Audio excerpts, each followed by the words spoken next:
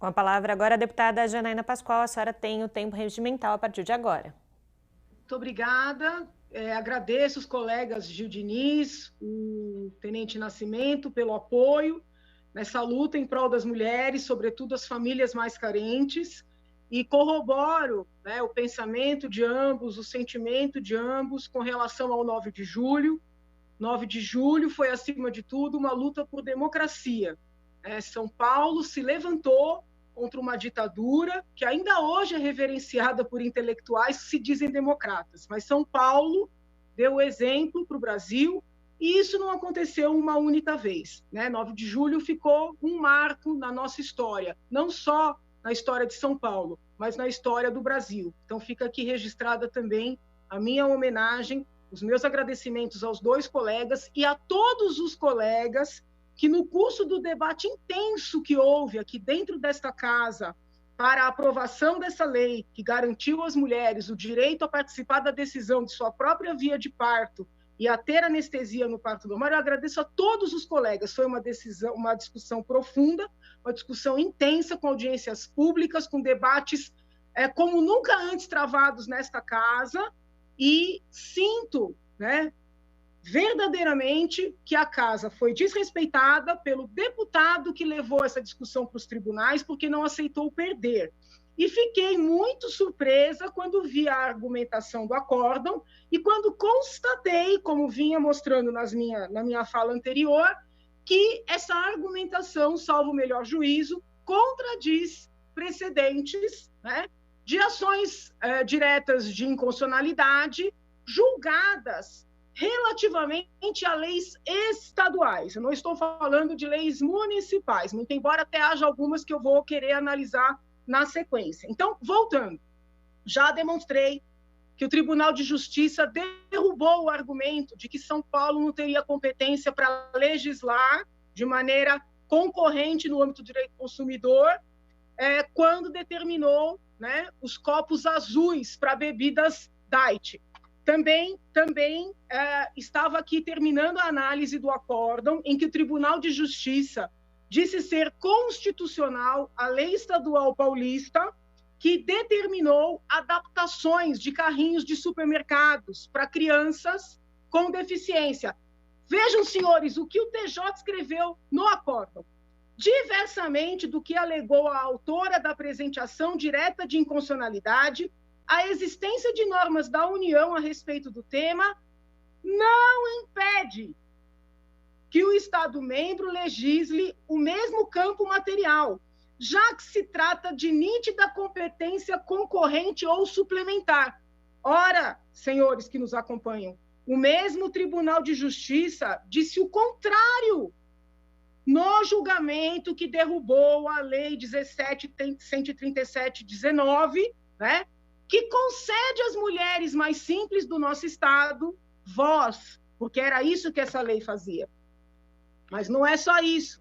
Tem também um julgado referente a uma ação direta de inconstitucionalidade que foi interposta pela Associação Nacional dos Restaurantes, com a mesma argumentação. Essa associação entendia que esta casa não poderia legislar concorrentemente sobre temas que já sejam tratados de alguma forma, ainda, de alguma forma, no âmbito federal.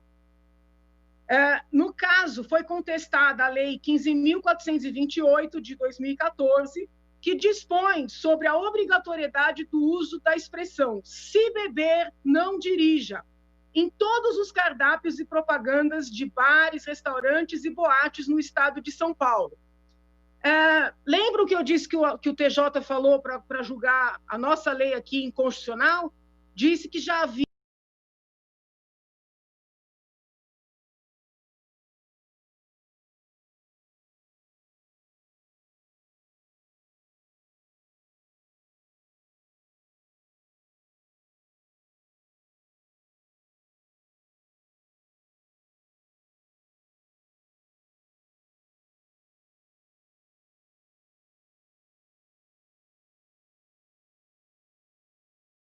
de violação ao princípio da separação de poderes.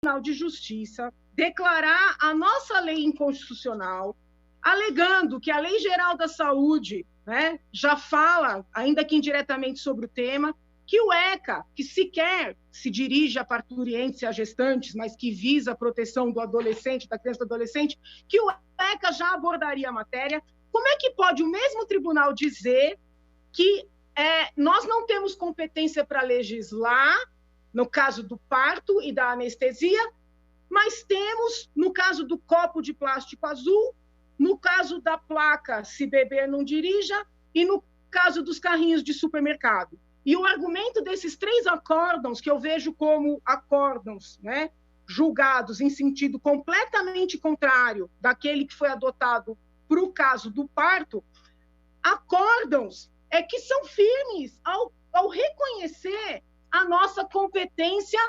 concorrente. Ou seja, o que significa concorrente? Significa que a União tem competência para legislar e os estados também têm competência para legislar.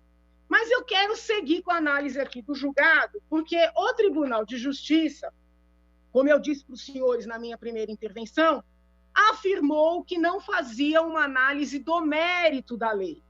A lei que concede às mulheres o direito de participar da decisão com relação ao seu parto e também o direito à anestesia.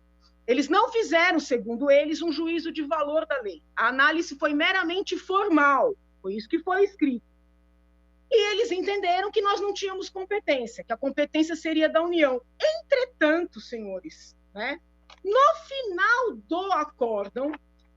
do acórdão que derruba essa lei, que eu considero importantíssima para as famílias mais carentes, o tribunal escreveu o seguinte: diversamente, vale lembrar elogiada a Lei Estadual Paulista, que é a Lei 15.759 de 2015, que assegura o direito ao parto humanizado nos estabelecimentos públicos de saúde e dá outras providências, e que disciplina legitimamente aspectos periféricos do parto, de modo a aprimorar rotinas correlatas, tudo dentro do regular âmbito normativo estadual. Peraí, aí eu não entendi nada. Ou a Assembleia tem competência para legislar a matéria, ou não tem. Ou o acórdão teve fundamento meramente formal, de ter competência ou não, ou o acórdão entrou no mérito. Então, quando os desembargadores dizem que não vão entrar no mérito, porque nós não temos competência, me parece uma contradição, né, intrínseca, dizer que uma lei estadual anterior é melhor do que a lei que eles estão apreciando. A lei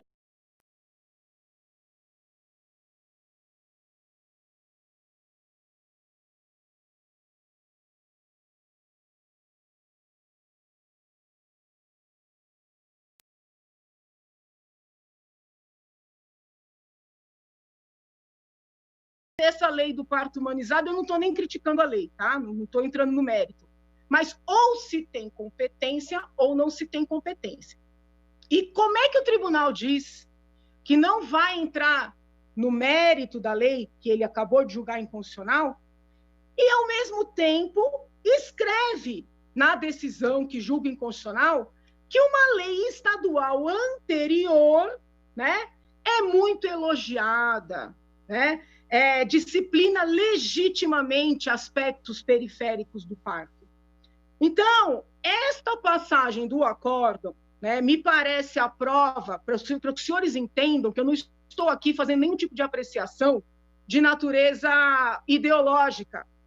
Eu estou demonstrando, tecnicamente, juridicamente, que o tribunal falou uma coisa e fez outra. Falou que era uma incompetência formal e que não analisaria o mérito, e analisou. Falou que a casa não tinha competência, mas reconheceu a competência ao elogiar uma lei anterior. Então, para mim, fica evidente que o tribunal fez uma escolha sem declarar que fez esta mesma escolha. E isso não me parece, né, sustentável, não me parece justificável e não me parece certo, com todo respeito, não só para com esta casa, mas para com a população, né?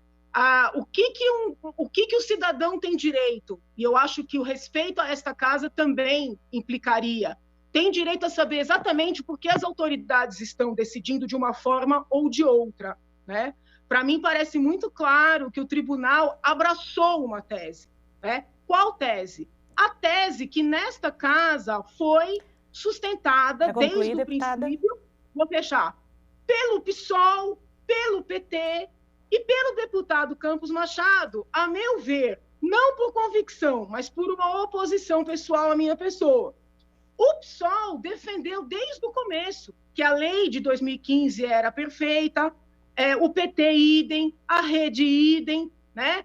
E o tribunal, né, disse isso com todas as letras, sem afirmar que esse era o motivo do julgamento. Então, me parece que entrou, sim, na competência desta casa, né, que não foi um julgamento com fundamento técnico-jurídico, como se anunciou ter sido.